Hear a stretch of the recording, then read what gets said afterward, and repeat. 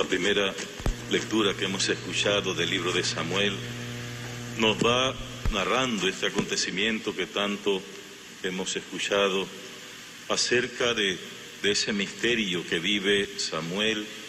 ante esa llamada de Dios que le da en la noche, en el sueño, en el descanso, y que piensa que es Elí que lo llama, y Elí, que es un hombre de Dios, cae en cuenta que es el mismo Dios que lo está llamando y lo invita a tener esa disposición de escuchar la palabra, de escuchar el mensaje de Dios, de poder entender cuál es el designio, la misión, la obra que Dios quiere realizar en su vida. Es ese misterio de la vocación, este don de sentirnos todos llamados a una misión en esta vida,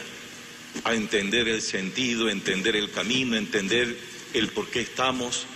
lo que Dios quiere de nosotros, siempre en torno a este plan, a este deseo, a este proyecto humano de que reine la paz en todo el mundo, que no existan tristezas,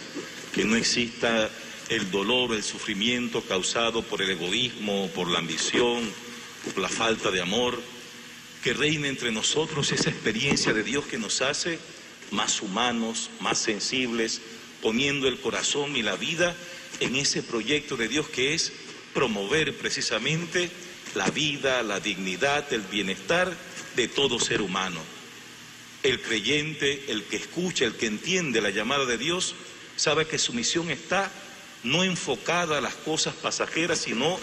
a buscar siempre el bien para todo ser humano. No puede uno estar tranquilo cuando ve sufrimientos, necesidades, angustias, tristezas. Aquel que siente esa llamada de Dios trata de buscar los medios para promover esa vida digna, esa vida que Dios desea y todos los seres humanos deseamos para la humanidad. Que cesen ya las tristezas, los odios, la violencia, las situaciones, ¿verdad?, deshonestas que llevan a crear la desigualdad, la pobreza y tantas situaciones malas. Todo ese deseo de seguir los pasos del Señor, de seguir ese camino que nos conduce a una verdadera paz. Por eso, todos nosotros estamos llamados a estar siempre abiertos a esa llamada que Dios hace a nuestro interior para poder comprender este misterio de la llamada, o en latín, ¿verdad?, que tiene esa raíz de vocato, es decir, de la vocación, la llamada que Dios nos hace, esa llamada fundamental de todo bautizado, que es la santidad, es decir, vivir a plenitud, vivir plenamente nuestra misión por este mundo. Y de allí, esos distintos caminos o estilos de vida, esas vocaciones particulares, la vida sacerdotal, la vida consagrada, la vida profesional, la atención a la salud, a la educación, a la autoridad, todo esto que entendida como una vocación es algo que no se vuelve algo que yo quiero para mí, sino que se convierte en un servicio para construir un mundo mejor, una patria mejor, una sociedad diferente. Ante eso, el Señor nos va presentando esas figuras como Elí, que es aquel que le ayuda a este muchacho a entender que el Señor le está llamando, le está tocando al corazón. Al igual que en el Evangelio, Juan el Bautista, que inicia este relato diciendo que el Bautista, con 2 discípulos, fijando la mirada en Jesús que pasaba, dijo: este es el Cordero de Dios. Y ese fijar la mirada, el texto original que habla de una mirada no solamente de ver el color del cabello, si llevaba barba, el vestido, es decir, esa mirada humana que se queda solo en lo externo, en la apariencia. El profeta, alguien como Juan el Bautista, mira más allá de lo superficial. Esa mirada de Jesús, que es mirar en él la profundidad, lo que hay dentro de él, entender quién es Jesús, pero que desde allí, sin gritar, sin tener, como decía, esa imagen de un lobo, de un león que viene a arrasar con todos, es ese cordero, pero no el manso que termina en el sacrificio, sino ese cordero de Dios, que sin gritar, que sin ofender, su palabra desarma. Esa palabra que vence, esa palabra que transforma el corazón, la conciencia de la persona, y aquella persona que está aferrada a muchas cosas malas, pero que le hace entender que lo malo lo destruye y hace destruir a otras personas, que por más que uno se aferre a tantas cosas de la vida, nada de eso nos llena tanto como el poder asumir esa actitud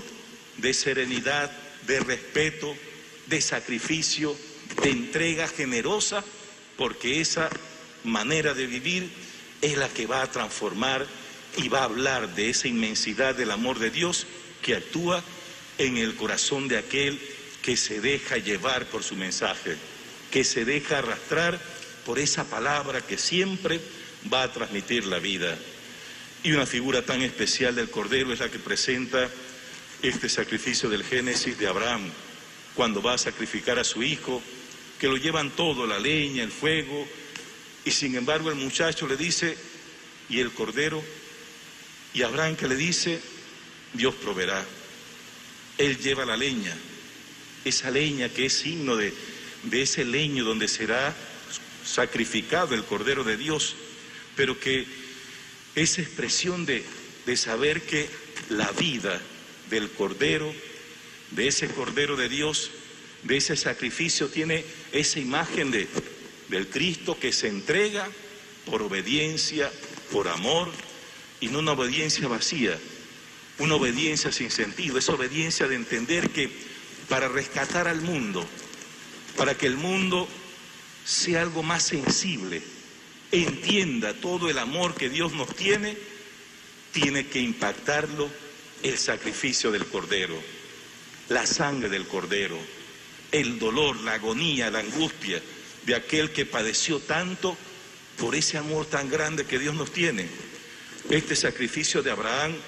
que todo padre entenderá que uno puede sacrificar cualquier cosa menos un hijo.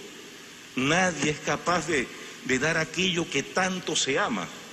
Para Abraham ese hijo representaba no solamente, ¿verdad?, este engendrar a alguien. Ese hijo representaba una promesa,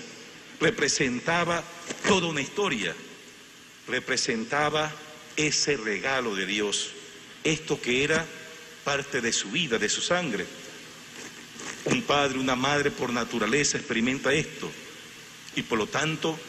podemos sacrificarlo todo menos esos seres que amamos. Es un sacrificio que está fuera de nuestras fuerzas o de nuestra lógica o de ese entendimiento humano, ese sacrificio capaz de cualquier manera de entender o de expresar un amor auténtico. Es el sacrificio que Dios tiene por nosotros, la entrega de aquello que tanto ama por la salvación de la humanidad. Esta imagen de este Cordero que Juan lo presenta como el Hijo de Dios, el prometido de Dios, el que viene a restaurar nuestra humanidad. Y es ese Cordero que quita el pecado del mundo, ese quitar que no es solamente borrar los pecados, borrar el pasado, sino que aniquila, anula, disipa en el corazón el deseo de seguir pecando. Esa experiencia que cuando se siente amado, uno trata de corresponder a ese amor. Y cuando se ama de verdad, cuando se entiende quién es realmente aquel que nos ama plenamente y lo que esa persona que me ama desea para mí, eso hace que quiera dejar todas aquellas cosas que sé que me ofenden, que me lastiman, que me dañan y que van a lastimar y van a ofender la obra que Dios quiere para mí. Es decir, el pecado va en contra de la vida.